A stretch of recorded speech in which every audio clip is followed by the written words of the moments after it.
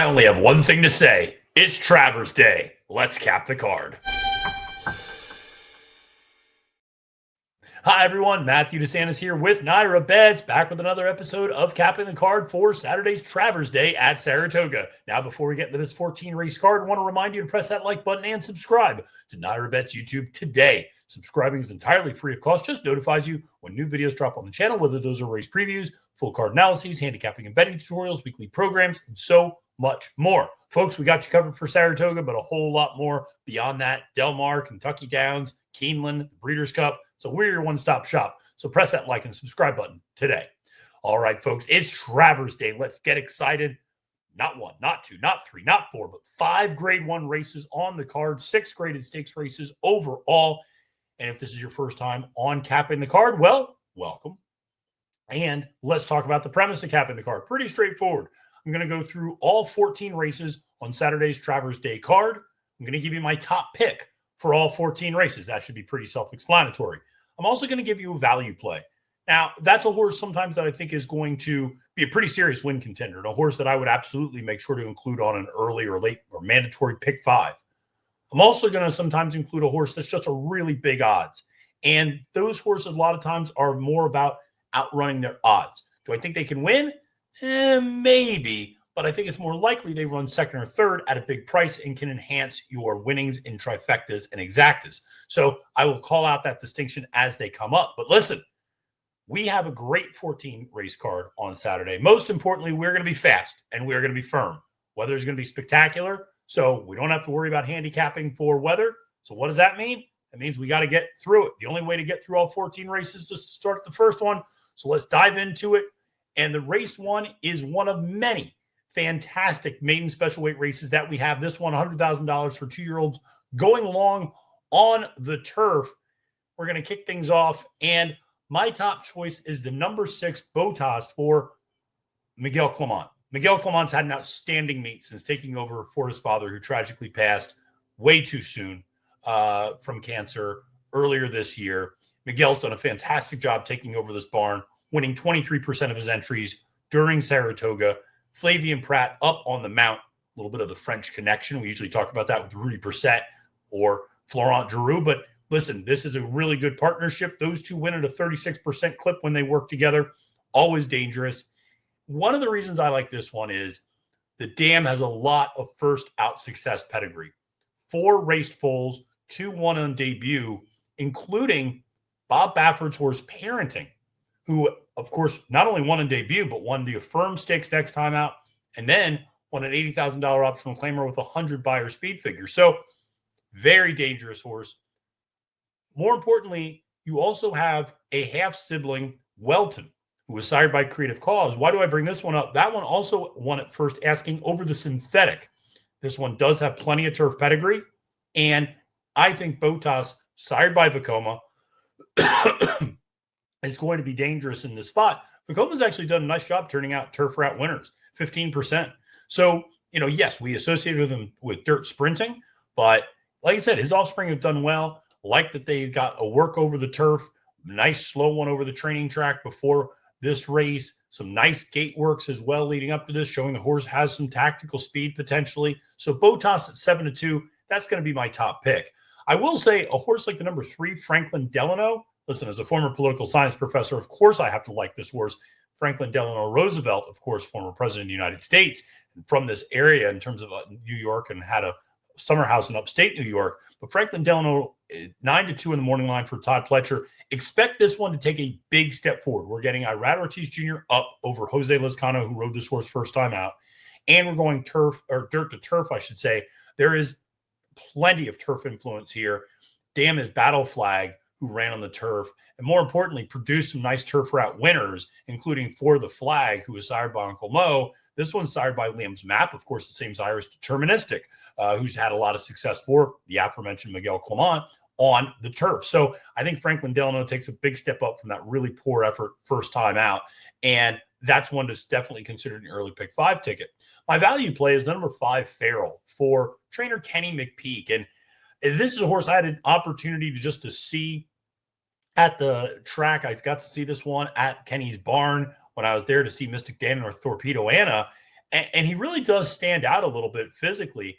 Only a $65,000 purchase, but sired by Volatile out of a Not for Love mare.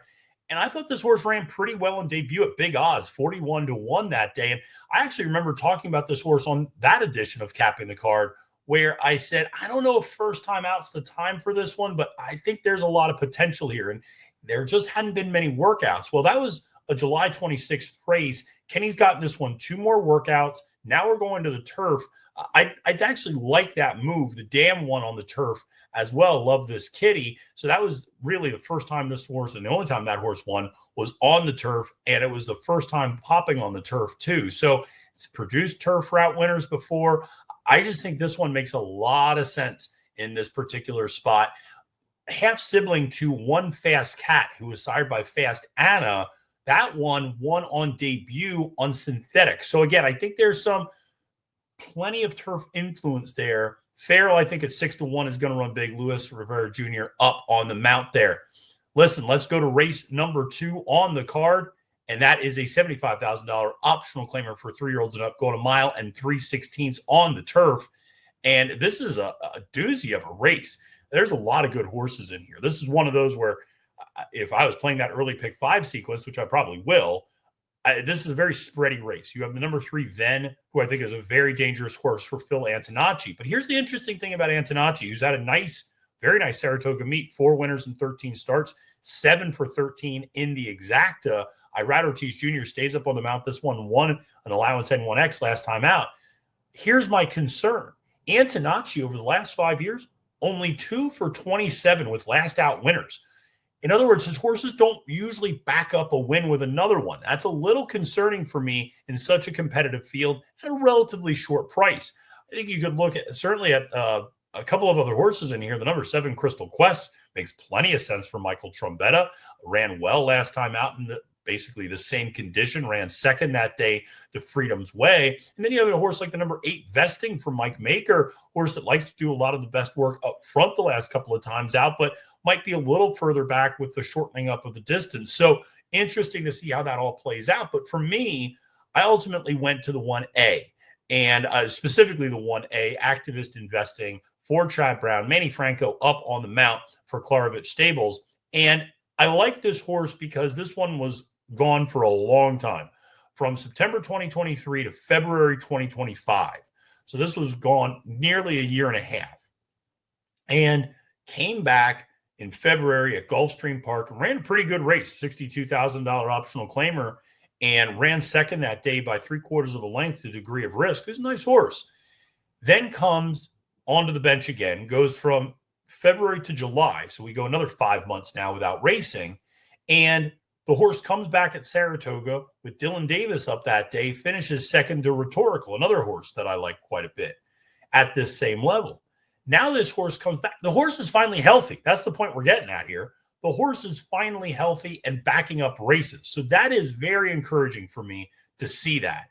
And this horse has been able to fire off the bench, fire good races. This horse can sit mid-pack. This horse can close from the back. So this horse can do a couple of different things, and was aggressively placed by Chad at one point in the Grade 3 Virginia Derby against horses like Integration and Program Training. So I think this one is pretty dangerous. I know draws a little further outside in the 1A slot, but sired by Kingman, I think this one is sitting on a big effort. In a race where I feel like it's very, very competitive, 7-2 is not a bad price to take on a horse like Activist Investing.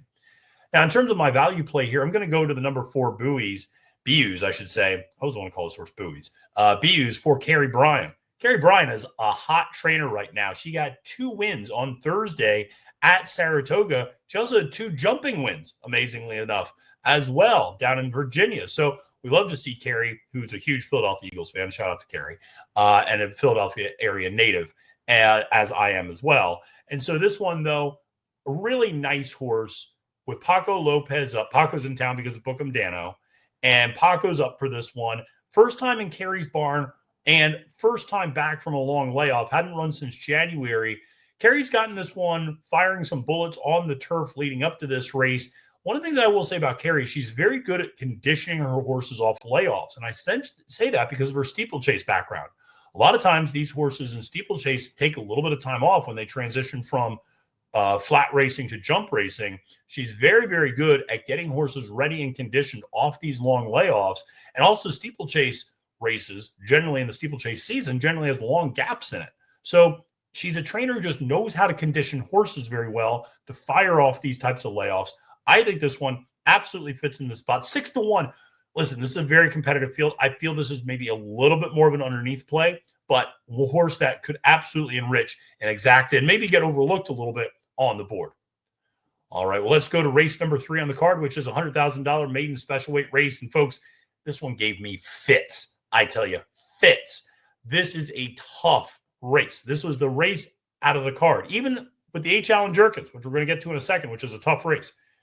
This race I spent more time on than any other race on the card because I just could not make up my mind, and I was torn in about 4 different directions. Ultimately, I landed on Phil Bauer's horse, Tam Tam. And I did this for a few reasons. One, it's Phil Bauer. Phil Bauer knows how to get fillies to win. He's very good first time out. We've seen him have first out winners success up here in Saratoga. I've always had a lot of respect for Phil Bauer and his barn. This is one who could have easily debuted down at Ellis Park. And the fact that they are intentionally had this horse up here at Saratoga all summer, I think tells you about some intentionality. This also is a horse that has a lot of expectations. $975,000 daughter of Medaglia d'Oro out of a distorted humor mare. I love that combination of distance and speed combined. I think this one is sitting on a pretty nice effort here. I like the outside draw post. Got to keep this horse out of trouble. You get Jose Ortiz up, who's been riding just so beautifully this meet. 47 wins, 22%, which is an astronomical number when you think about Saratoga. He and Bauer win at a 30% clip together with a positive ROI, a 31% positive ROI. I just think there's a lot going on here. The female family doesn't overwhelm you. And Medaglia d'Oro is not exactly an overwhelming first out influence, but I trust Bauer's ability to get these horses conditioned in a really good spot. And again, he is a trainer who just knows particularly how to get his fillies ready. He's very good with colts too, but very good with fillies. And I just think Tam Tam at 7-2, that outside post draw, I like a lot. Listen, you could easily look at a horse like Touch of Magic. This was a horse that is the full sibling to Cornucopian. That's right, Cornucopian, who was dazzling in debut at Oaklawn Park and then dueled into submission in the Arkansas Derby, setting things up for Sandman, and then really was not able to bounce back, finishing second to Garamond and $100,000 optional claim at Aqueduct. But Cornucopian, very precocious horse, certainly first time out. This is also the half sibling to Guarana, who was a $4.4 million purchase, and of course, the winner of the Grade 1 Madison, as well as the Grade 1 Coaching Club American Oaks. This is also the half sibling to Beatbox. The point is, this one has a massive pedigree, and yet went to Into Mischief, who stands for $250,000, and this horse was sold for $250,000 as a yearling, even after a horse like Cornucopian, who was the year before, went for $1.1 million.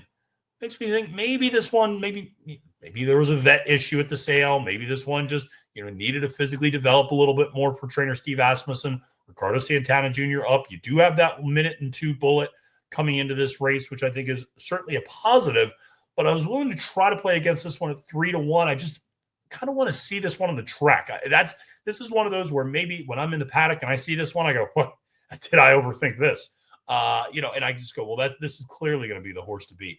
But for me on paper, I'm going to try to go against this one. I took a long look at the number 5, Ice Cream for Everyone. I love that horse, sired by Gunrunner out of Carolina. And I think that one could run a really nice effort here, has some nice and productive siblings as well. So, yeah, I think that horse is tough. I think the Amos horse is tough. That's a coupled entry. I don't know which one's going to come in. I actually kind of like the 1A, Bet the Gray, a little bit more than Celebrity Quest, even though Celebrity Quest was the more expensive purchase. I like the work pattern on Bet the Gray a little bit more. But ultimately, my value play in this one went to Glamorize, who is, of course, the half-sibling to Randomized, who we're going to see in the Personal Ensign later that day. Now, Randomized didn't win first time out. Actually, finished third, won second time out, and then didn't run particularly well in the Acorn, and then came back and won the Wilton and went on to win the Alabama, and, of course, has become an incredibly effective horse for trainer Chad Brown. Won the Ogden Phipps last year as well. grade 1. So this is a horse that, like I said, serious horse, and half sibling to that horse, Glamorized, sired by Maxfield. $1 million purchase by Resolute Racing. They always like to make a big splash on a big day. They have a horse like Verifier running in the A Challenge Jerkens later.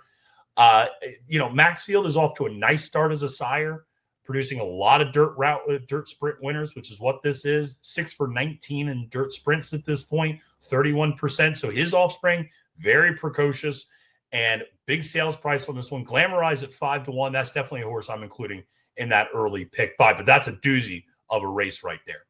Well, let's go to race number 4, which is a $90,000 maiden special weight for 3-year-old New York breds, going 6 furlongs on the dirt. And this one, we're going to go to the number 7, keeping it real, for trainer Chad Brown, 5-2 on the morning line. Source has a little bit of experience, and I think that's going to make all the difference in the world. There's a couple of other things I like here. Source has finished in the money all 4 starts. Not really a hanger, though. A horse that's been beaten by a significant margin in some of these races. Notably, finished second back to the horse Hit the Post. Actually finished ahead of the horse Iron Dome. Why do I bring that up? Well, just on Thursday, Iron Dome won the Albany Stakes, and Hit the Post finished second. And Hit the Post also finished second in the New York Derby. So a couple of nice horses there, and a couple of next out winners in that race as well. So that was a productive race. The horse came back last time at 7 furlongs, finished second at 3-4 odds. So why do we bet this horse now? Well, a couple of reasons. One, we're getting the blinkers put on. Always like that move, and a positive move for Chad Brown, 30% over the last year. So when he puts the blinkers on, there's some intentionality there, and there's for a good cause. Get Flavian Pratt up on the mount again, and we're finally getting back on a fast track. This horse has run over a sloppy sealed track first 2 starts of 2025. I think a fast track, blinkers on, third back in the form cycle. We escaped the rail from last time, which I think is never a fun and easy spot to be in. So I really like keeping it real at 5-2 as my top selection. Now, when we talk about a value play, got to go to number 6, Coach Patino, right? Got to go to St. John's owns, University of Kentucky owns, University of Louisville's own, Sienna's own. Listen, Patino's been in a lot of places, but the bottom line is Coach Patino at 8-1, like this horse a lot.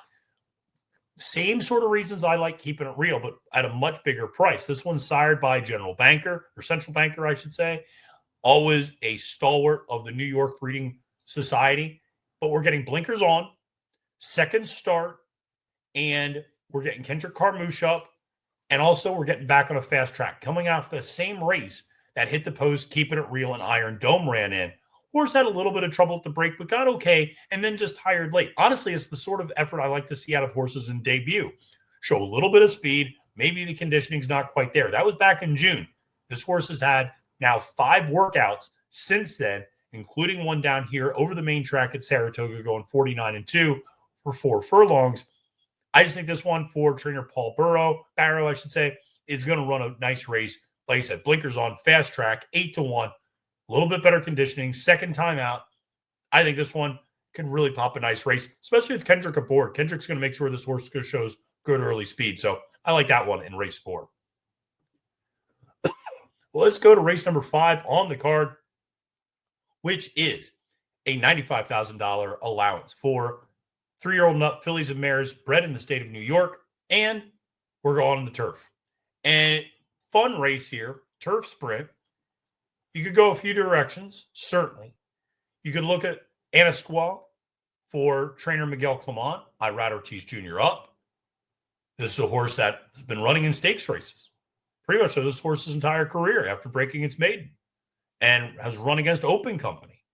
And has been running, grade 1 Natalma and turn back the clock and, or take the A train, I should say, in the Blue Sparkle. So a lot of stakes races against Open Company there for Anasqua.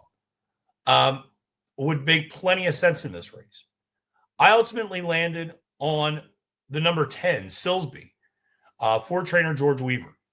This one started on the dirt because the race was rained off the turf, going 6 furlongs over a sloppy sealed track. So just draw a line through that race. Just draw a line through it.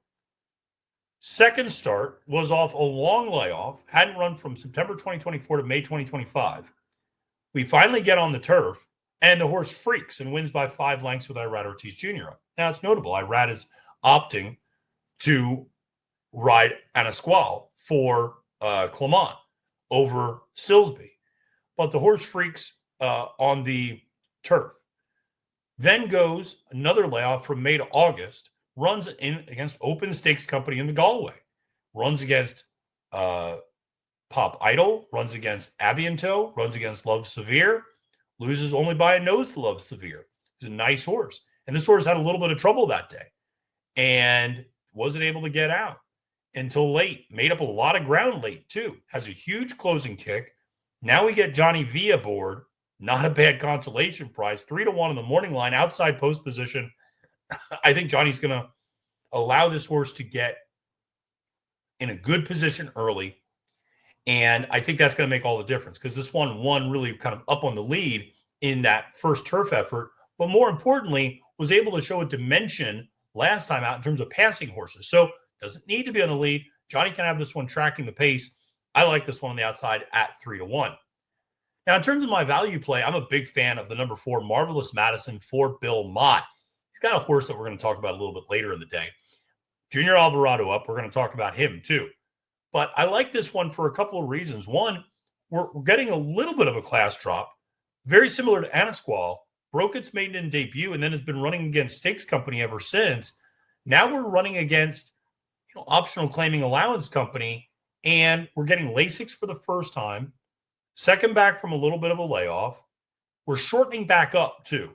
I think that's critical. Is this horse, you look at those sprint efforts, that's where this horse was best. One sprinting first time out, then was stretched out for Chad Brown. Didn't run well. Transitioned over to Bill Mott's barn. Sprinted in the Take the A train, finished 6th that day, but didn't have the easiest trip on the inside rail. And then goes long last time out. Again, I don't think going long is this one's game. Sired by Caravaggio. Always love that influence. I just think Marvelous Madison at 8-1 getting Lasix for the first time. Couple of nice workouts leading up to this race, including a 47-4 bullet. I think this one could sit a pretty nice trip and really have a nice effort here in the first time getting Lasix. So Marvelous Madison at 8-1, definitely a horse I'd consider even as an up top selection, potentially in an upset bid. Well, let's go to race number 6 on the card, which is a $100,000 maiden special weight for 2-year-olds for 6 furlongs. This is a tough race too.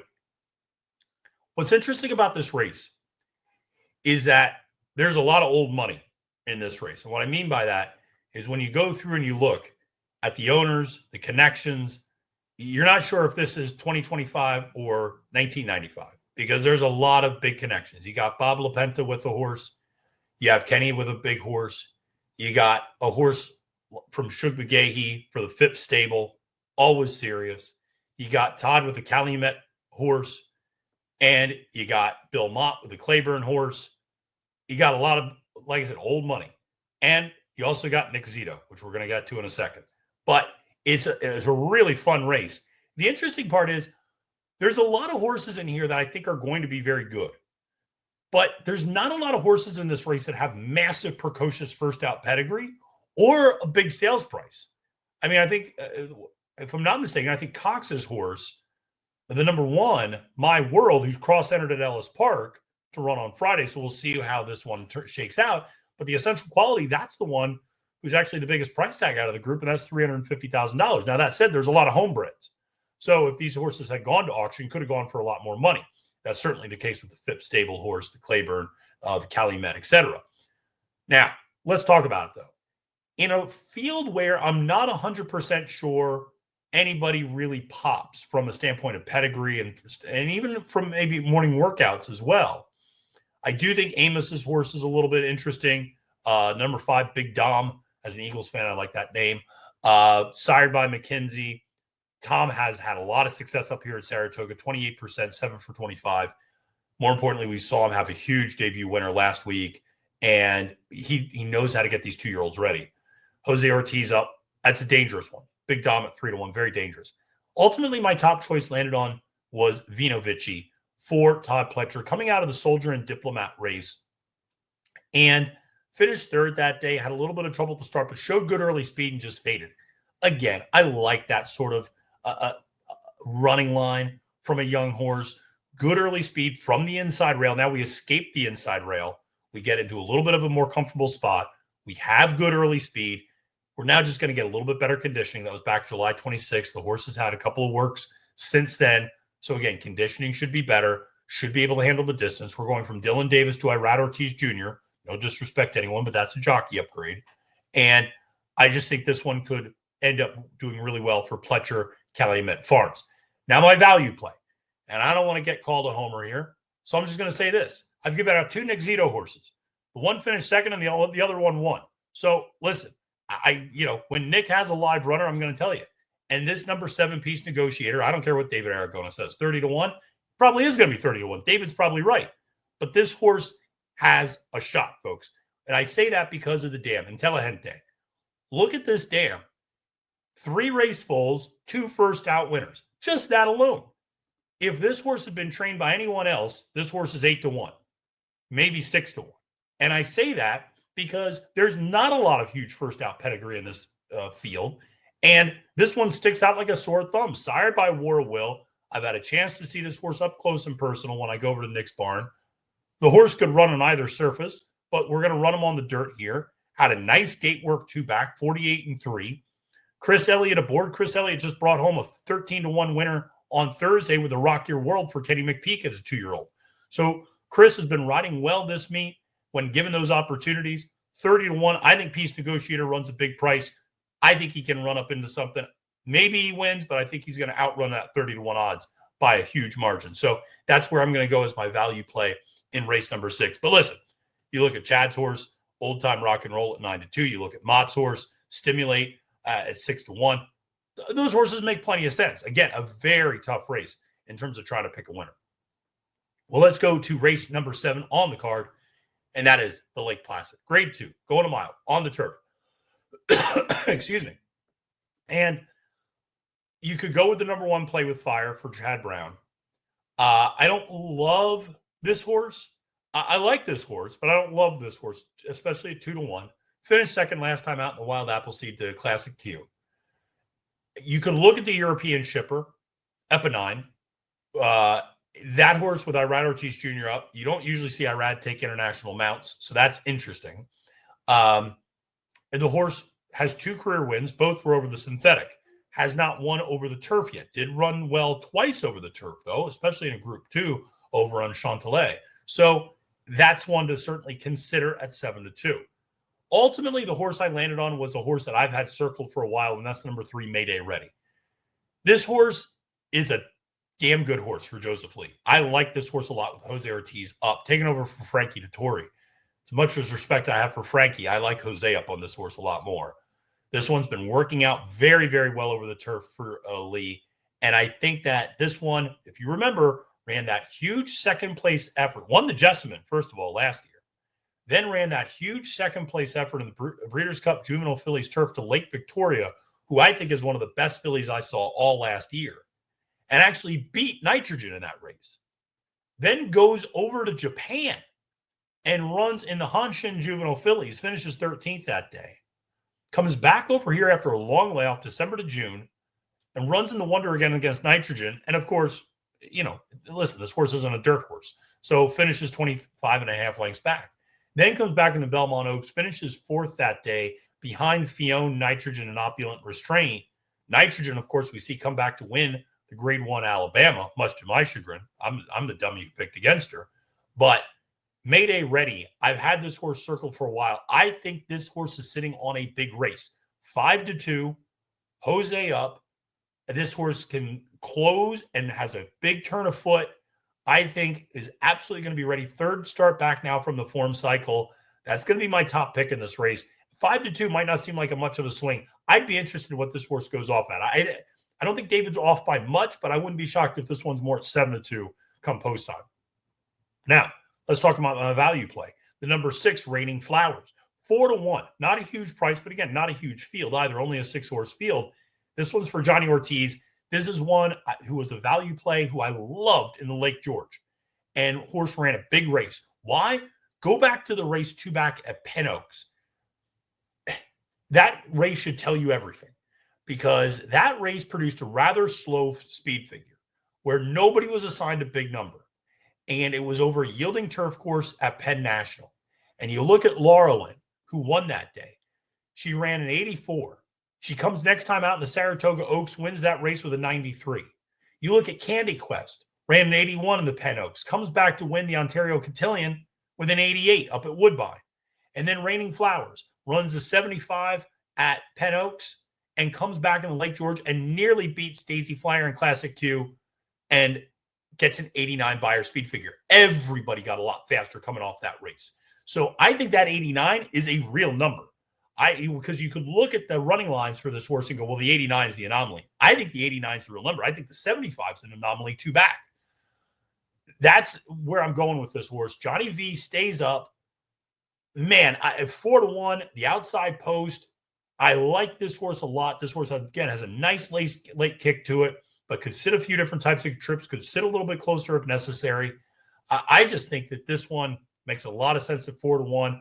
Always have a lot of respect for John Ortiz. Johnny Velasquez clearly knows how to ride this horse well. So for me, that's a little bit of a value. 4-1 is not a huge price, but I think in a field where the top four, it's going to be interesting to see who takes the most money. I'd imagine Chad in the Euro will take the most money. It's going to be interesting to see where a horse like Raining Flowers ends up. Well, let's go to race number 8 on the card, which is a $95,000 allowance for 3-year-old and up, New York bred fillies and mares, going a mile and a 16th on the turf. And you're not seeing double, folks. Well, actually, you are. My value play is also my top pick, and that is the number 6 Dividend Recap. I just could not wrap my arms around some of these other horses that are shorter prices. You look at Carlos David's horse, Tongue Twister. Irad Ortiz Jr. up. Listen, I like this horse a lot. This horse's victories, claiming 35, optional claiming 35 last year, maiden claiming 40. That's kind of where this horse is against Allowance Company, second by over a length, 5th and 3rd. We're now drawing the far outside 12 post. I don't love that. So 4-1, I'm going to try to beat that horse. I took a long look at Graham Motion's horse, Summer Whirl.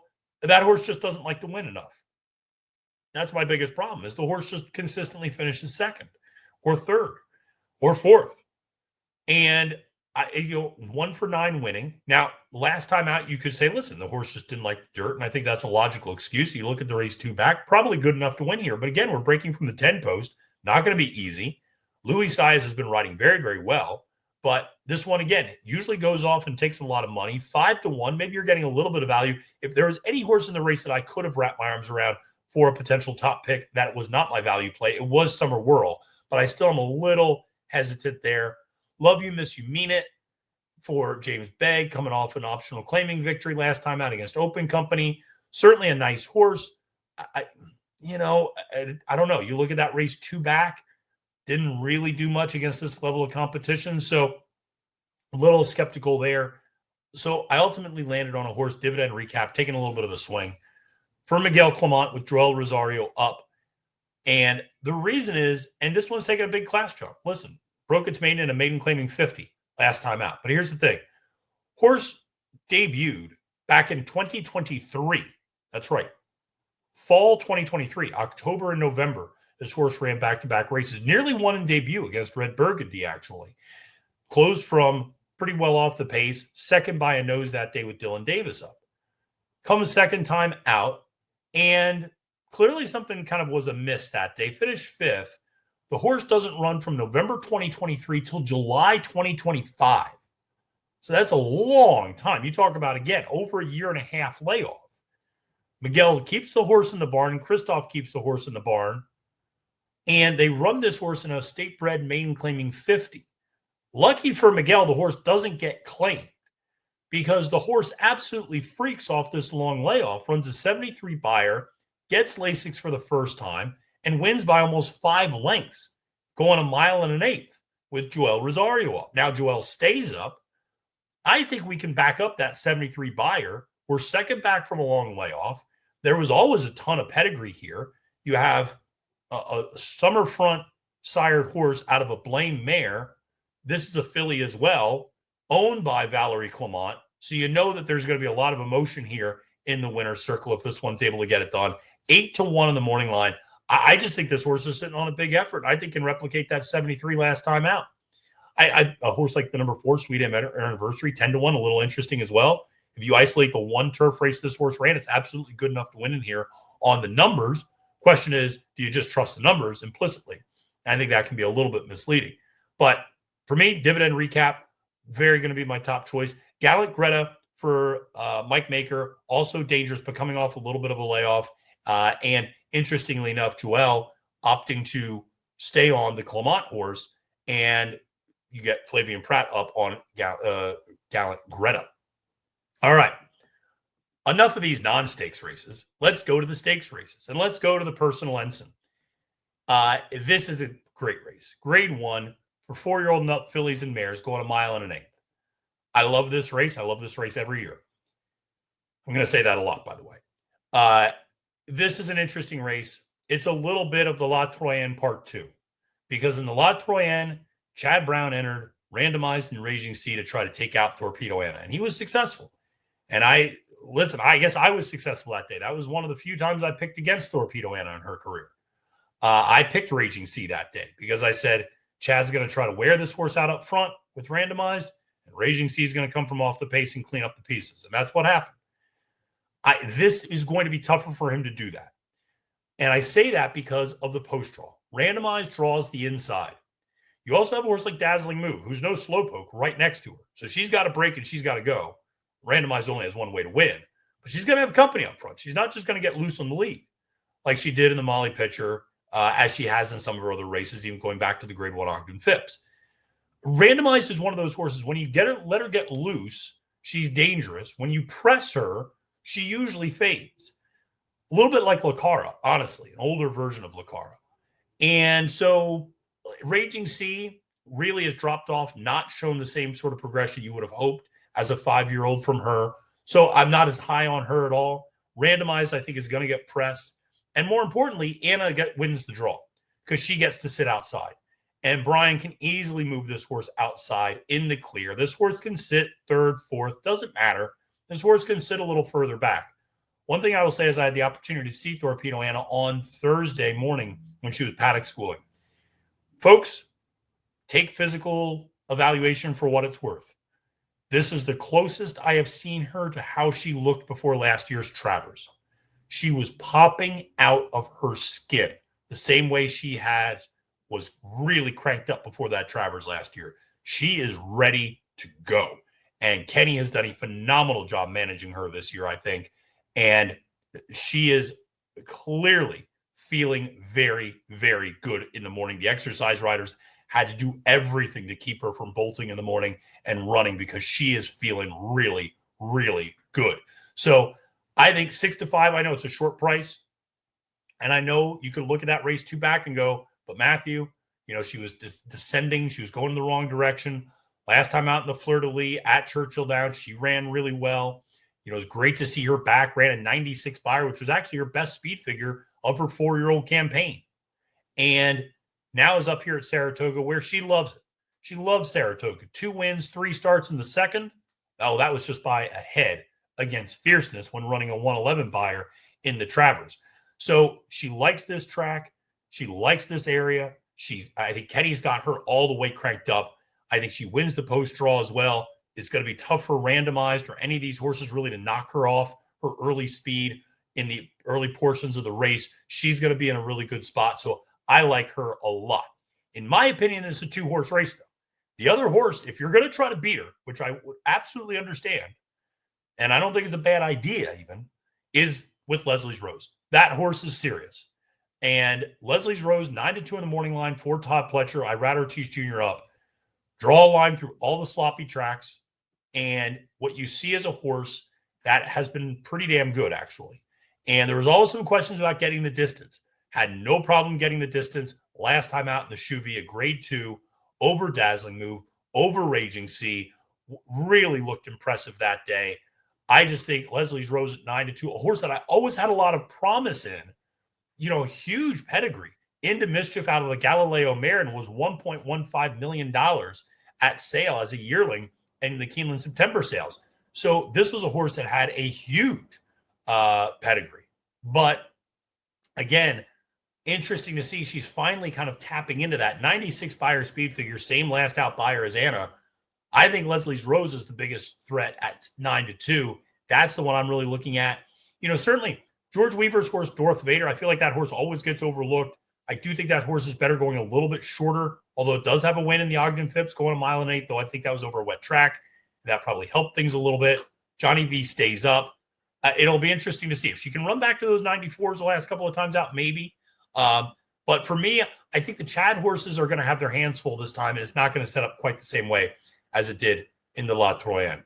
All right, well, let's go to the H. Allen Jerkens, which is easily my favorite race on the card and one of my favorite races every single year. And this is a doozy of a race. And I say that because you could look at any number of these horses and make a legitimate argument for why they should be your top pick. In all honesty, I think you could make a case for all 8 horses in this field. I really do. Patch Adams, Midland Money, Barnes, Chancellor McPatrick, Verifier, Smokin' Wicked, Captain Cook, and Matticat Road. You could make a case for every single one of them. I had to do a write-up for NYRA Bets. I wrote about my top 4. I still didn't think I wrote about enough horses. And I even wrote about 6 of them. And I still felt I didn't write about enough of them. Because this is a race where I am fully prepared to say a horse that I don't like or I'm kind of fading could easily win. And the horse that I like the most could finish 7th. And so this is just an incredibly deep race. Really great betting race. I'm playing against the favorite Patch Adams, who won the Woody Stevens last time out, coming into this one with a bullet workout. Louis Saez up. Why? I don't love the inside rail draw. I don't love the inside rail draw going 7 furlongs. And I really don't like it when you don't have a horse that has elite early speed, as Patch Adams does not. Patch Adams is a real nice horse, but likes to come from a little off the pace, likes to track. Why is that a problem? Because you have 2 absolute speedballs for Bob Baffert right next to him, Midland Money and Barnes. Those 2 horses are going to be out of the gate faster and quicker than Patch Adams. And you could say, well, he's going to sit a pocket trip. Theoretically, he could also get shut off and shuffled back a lot further than he wants. And at 3-1, I'm going to try to play against him. Barnes, to me, is the most interesting horse on the card. Not because I think he's the best horse on the card or because I think he's the most likely horse to win on the card. He's just the most interesting. It's like, it's like when you go to a cocktail party. There's always the most interesting person. It's not the person you necessarily like the most or the person who's the most popular, but there's the most interesting person. Barnes is the most interesting horse. $3.2 million, son of Into Mischief.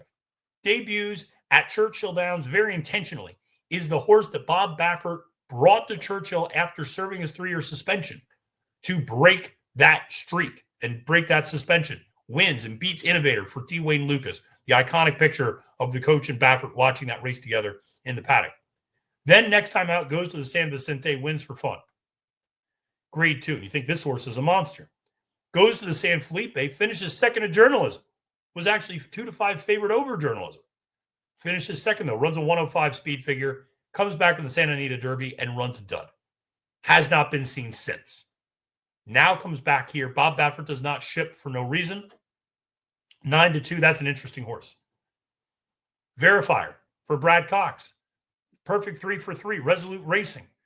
Flavian Pratt has had his choice of horses in this race. And this is interesting because he could easily have run for Baffert. He's ridden some of these horses before. Opts to stay on Verifier, who is a perfect 3 for 3 and beat Smokin' Wicked last time out. Smokin' Wicked, by the way, came back from that loss in the Maxfield where he got beat by nearly 3 lengths to absolutely smoke the field in the Amsterdam and run a 101 Beyer speed figure and win by nearly 6 lengths. So that effort but from Verifier looks all the more impressive, and that horse can rate a little bit. I think very dangerous. Verifier is very dangerous in this spot at 4-1. Captain Cook getting blinkers off. Third, now we're in Todd Pletcher's barn, though it is interesting.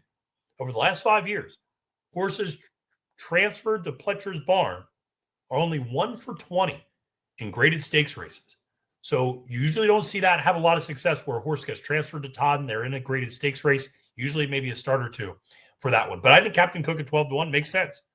Matticat Road for Bob Baffert. Finished second in the Woody Stevens. The problem is this horse is 1 for 7 in its career. Just been running second and third a lot, but has been running second and third to some nice horses. And, finished second in the Pat Day Mile, finished second in the Rebel, actually, the Cole Battle. finished third to Citizen Bull and Rodriguez and the Robert B. Lewis. So hard for me to trust this one as a win contender, but absolutely fits in this spot and has shown the ability to pass horses, but hasn't really done a lot of passing lately, which is a little bit of a concern. Now, where did I go? Well, there's a lot of speed in this race, and I went to a horse that I think likes Saratoga, and that's number 4, Chancellor McPatrick. 5-1 for trainer Chad Brown. I ride Ortiz Jr. up on the mount. I was all the way against this horse in the Curlin, and the horse won. Irad stayed up. And that was something that was, I thought, interesting to me, was Flavien Prat had been riding this horse, and then they went to Irad. Flavien was actually on Strategic Focus that day, who, of course, is going to be in the Travers later. But Irad stayed up, or ran up on this horse, and I thought gave this horse a beautiful ride. Came from off the pace, as Chancellor always does. I didn't think Chancellor wanted 1 mile and 1/8. I certainly didn't think he wanted 2 turns. Yet he got the job done. I will say, in my years of watching Chad Brown up here in Saratoga, I have never seen Chad talk so long to a jockey after a victory as I did watching him talk to Irad after that victory. They clearly were trying to figure stuff out with this horse. And you could kind of even see it with his placement in these races. You know, he was such a precocious 2-year-old, won the Hopeful in the Champagne in thrilling fashion, goes out to that Breeders' Cup Juvenile, really doesn't fire, and comes back and starts going 2 turns. Tampa Bay Derby, second. Bluegrass, the last. Woody Stevens, they cut him back. They go, oh, that's the thing. He needs to go back to 1 turn. Well, runs in the Woody Stevens, but it was over a muddy track that day. Doesn't really fire. Then they stretch him back out to 1 mile and 1/8 in the Curlin. And I thought, they don't know what they're doing with this one. Well, clearly they do. Or Irad figured something out with how to ride this horse. He got the job done. Now they cut him back. They're going to get a fast track on the cutback, a lot of speed ahead of him. I think Chancellor McPatrick's sitting on a big race here, and I think he can get the job done at 5-1. So that's going to be my top pick. My value play, number 2, Midland Money, the other Bob. Joel Rosario up. I know we talk about Joel as a deep closer. Joel can absolutely win up on the front end. I think is actually even better up on the front end. Bob brought this horse back from over a year-long layoff to run in a first-level allowance at Saratoga. Why would he do that? Because he knew he wanted to go to the Jerkens with this horse. Because this horse ran in Saratoga and then stayed in Saratoga and fired a 46-1. A 46-1. 4 furlong work. First of 106 on August 17th. That is something. I didn't even know. Our clockers probably don't even know how to clock 46-1 here at Saratoga. You don't see those are California numbers. Midland Money 8-1. Yes, I know that last victory came with Lasix. We're switching off. Speed is speed. This horse has speed. Midland Money's going to run a big race. Whether he's good enough to hold on for all the 7 furlongs, we'll see. But I think this horse is pretty serious. And again, another one that Pratt rode last time out, opts to stay on. Verifier, which I really do think speaks to Verifier's ability. But man, this is a good race. This is such a good race. I could keep talking about this one, but we're going to move on to the Grade 1 Ballerina as our next race. And this one is also a Grade 1, going 7 furlongs on the dirt. I'm going with the Baffert horse here. I'm going with the number 9, Hope Road. 3-1 on the morning line. The winning colors was not a great race, admittedly, down at Churchill Downs. I thought ran so well in that Derby City Distaff to Copian, and had finished second to Copian a couple of times. Didn't really fire that day, but went back to California in the winning. Didn't really fire in the winning colors, I should say. Came back to California, and when you see Bob Baffert throwing out 6 furlong bullets, just go to the windows. What are we doing? This is a tried and true move for Baffert.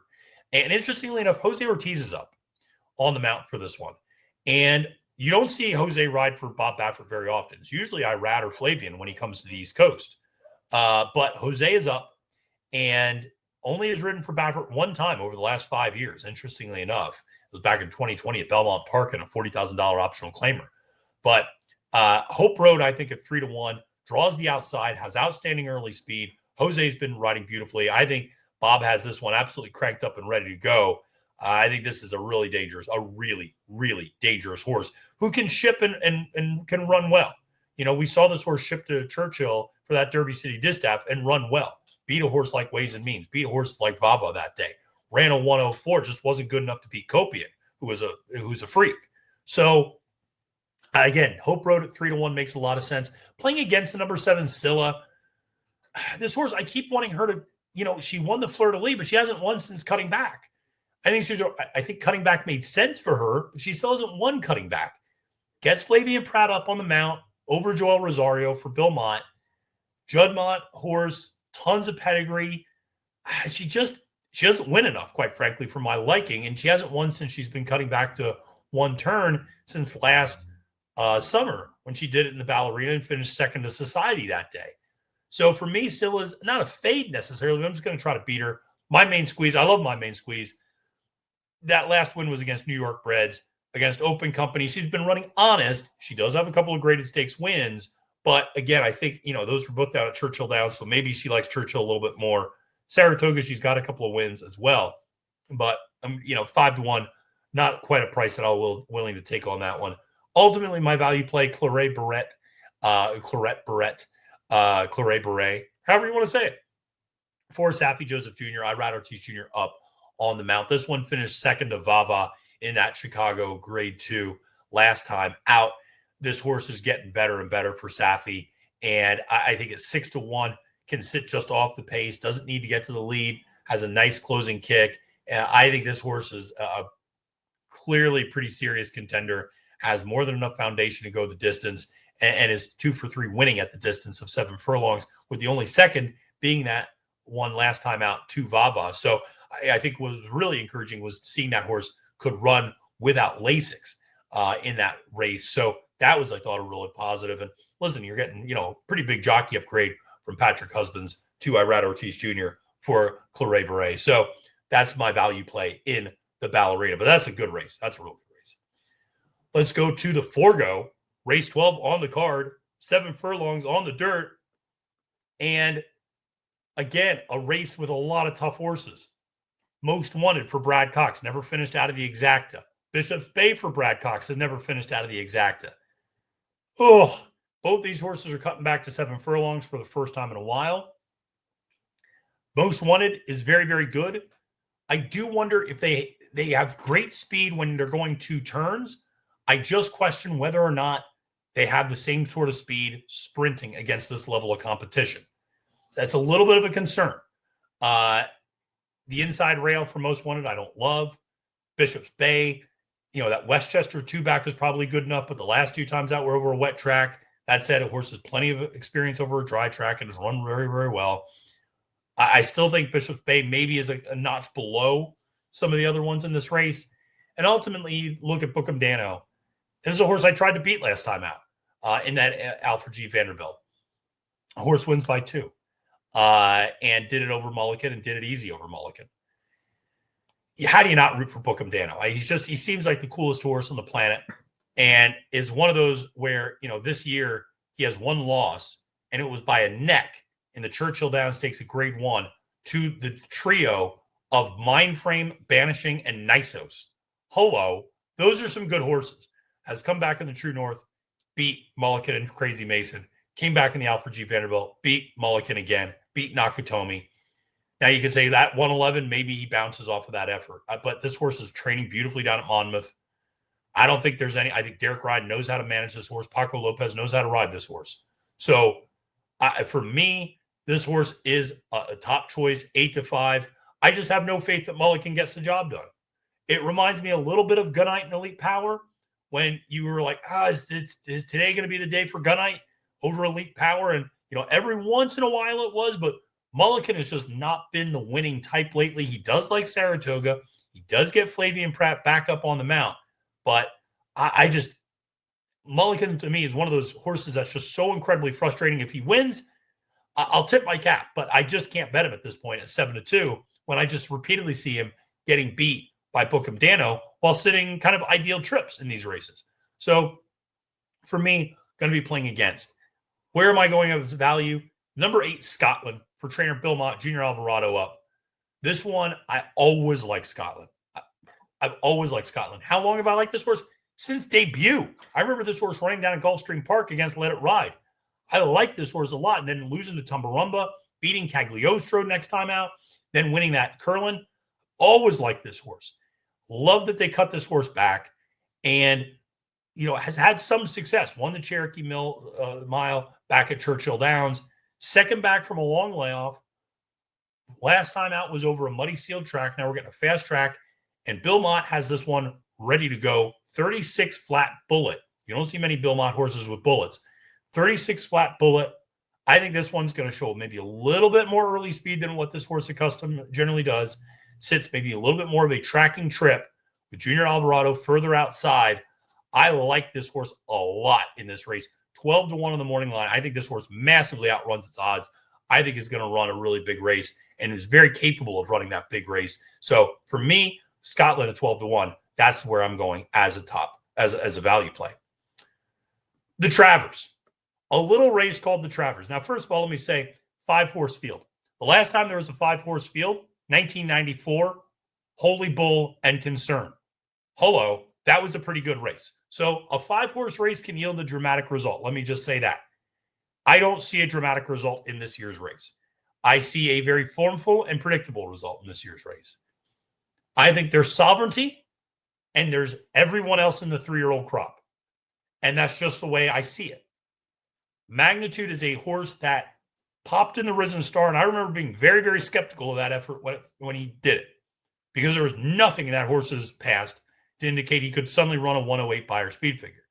Because let's just remember, Magnitude started his career running 55, 79, 69, 80, 80, 74. Then runs 108. One of these things is not like the other. And so I thought, I was always skeptical. But then Asmussen came out a couple of days later and said he's off the Triple Crown Trail bone chip. Okay, the horse goes to the bench from February to July, comes back in the Iowa Derby. Freaks again, goes to 105. So you go, okay, listen, this horse can run. This horse is fast. 108, 105, those aren't fake numbers. Those are real numbers. But listen, in the fairground down at the Risen Star, that was the day, if you remember, they intentionally rated East Avenue. Narrator, that didn't work out. He beat Chunk of Gold, Built, Vassimo, American Promise, Septarian, Jolly Samurai, Render Judgment, Vamos, Carlitos, East Avenue, Seattle Road, and Giocoso. Okay. It's fine. I like Chunk of Gold a lot. I mean, personally, I wish I owned the horse. He was $2,500. I could have owned the horse. But let's not make that field into something it's not. In the Iowa Derby, he beat the equivalent of the 1927 Yankees. It's My Birthday, Mr. Omaha, Mavarama, Mixed Swagger, and Authentic Gallop. Come on. So this is not overwhelming fields that he's been beating. Now, people will say, it's the manner with which he's beaten them. And you're not wrong. You're not wrong. But now we're going 1.25 miles. Steve Asmussen's been working this horse in the morning, clearly trying to build in foundation. A lot of 5 furlong works and slower ones at that. And I understand, and I credit Steve Asmussen for bringing this horse here. And by the way, credit Steve for having a great Saratoga meet. 10 wins and 34 starts. 29%, pretty good. Ben Curtis stays up. The horse has one plan. On the rail, you go to the lead, and you see what happens. Problem is, you have Bracket Buster. That horse wants to go to the lead. And you have Strategic Focus with the blinkers on. That horse is going to show good early speed as well. And oh, by the way, Sovereignty. Sovereignty's been showing better early speed too. So that's an issue. That's an issue. But Magnitude, listen, he is an absolute legitimate contender here and a different type of horse than what Sovereignty's run against. Here's the thing. Sovereignty is absolutely a different type of horse than Magnitude has ever run against. So both things can be true. Going 1.25 miles in this race, I don't love it for Magnitude. I think there's going to be enough pace pressure in the form of Bracket Buster and potentially Strategic Focus. I think Sovereignty stays close. And I think if Ben Curtis tries to do what Dylan Davis did on Lucara, they're going to have a problem. In terms of, we're going to go 24 and change, 48 and change, 49 and change. If they try to nurse out the fractions to get the 1.25 miles, I don't love it. If they go too fast, I think it sets up even better for Sovereignty. So for me, Magnitude's a little bit, I'm not saying he's fool's gold, but I'm just against the horse in this particular spot. And I really I think just Sovereignty is that much better. He looks great. He was clearly not at 100% fitness for the Jim Dandy. You say, Matthew, how do you know that? Do you have some sort of device to let you know that a horse isn't at 100% fitness? Well, I have these. I have dos ojos. I have two eyes. And with those two eyes, I can look at a horse and go, well, that horse doesn't look the same as that same horse a month ago. There is nobody who looked at Sovereignty in the Belmont Stakes and looked at Sovereignty in the Jim Dandy who knows anything about a horse and goes, oh, they're the same level of fitness. No, they don't. So he clearly was not all the way at peak fitness in the Jim Dandy.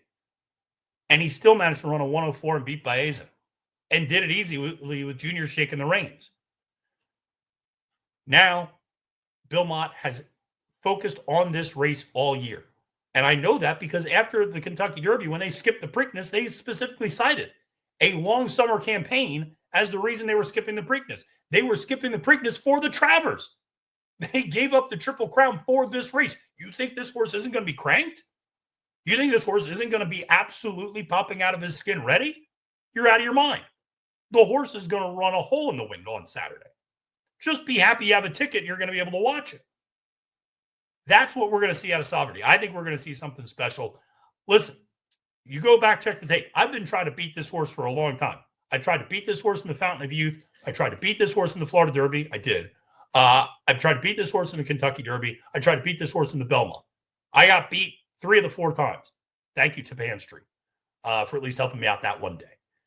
The Jim Dandy, I didn't overthink it, and I'm not overthinking it here. I think Sovereignty gets up. I think he rolls. I think it's over. If there's any horse that's more interesting, it's Strategic Focus. I can't believe more people aren't talking about this horse. Chad Brown's horse is a shock. This horse, sired by Gunrunner out of a Curlin mare. Blinkers coming on. I think, people go, oh, he was tiring in the Curlin. Yes, it was just 3rd career start, first time off Lasix. Now we're getting another start, more foundation, blinkers coming on. Again, the pedigree's there, just needs the experience. He's run against older horses. That 102 buyer speed figure is real because the horse that he bested that day, Malarchuk, even though he got DQ'd back to second, the horse he finished ahead of Malarchuk ultimately ran back and ran a 102 buyer speed figure himself next time out. He's beaten older horses. That number's real. I think he's going to sit a closer trip. I think this horse at 6-1, that's the value in this race, not magnitude. Because magnitude, what 2-1 means is that you think magnitude is going to win 33% of the time. I don't see that happening. If they run this race 100 times, he doesn't win 33 of them. And I know some people say, well, he only needs to win once. Great, then take 99-1 on him if he only needs to win once. If he, 33 times out of 100, that's just not good handicapping. That's not good value. Strategic Focus, 6-1, what, about 17% of the time? Thereabouts, 14% of the time? That sounds about right. So that's where the odds, in my opinion, of him winning actually align. So, listen, that's how I see the Travers. It's going to be fun. We got tons of content for it. I don't know. We're going to have a lot of fun, though, talking about that race. Now, final race on the card, because they got one more race after the Travers. This is always my favorite race. Nobody's around anymore. $50,000 maiden claimer for 3-year-old New York bred fillies and mares going a mile on the turf. Listen, we still got to handicap this one. I really like the number 9, Catholic Edition, Linda Rice, Jose Ortiz. That's usually a pretty good combination. Anybody knows anything about maiden claiming races in New York knows Linda and Jose together. That's good. This one's obviously the tag. Getting the blinkers put on, I think that's going to help. This horse does not have good potentially early speed, has had some issues, actually lost to Dividend Recap last time out, who I really like in that allowance race earlier in the day. This one came running late, passed a lot of horses, had a tough trip. Now we're going from Jose Lizcano to Jose Ortiz. I think that's the right move, Linda. I like Catholic Edition at 5-1. Also sired by Catholic Boy. Come on. I love Catholic Boy. He hasn't been a very good sire, but I still love him.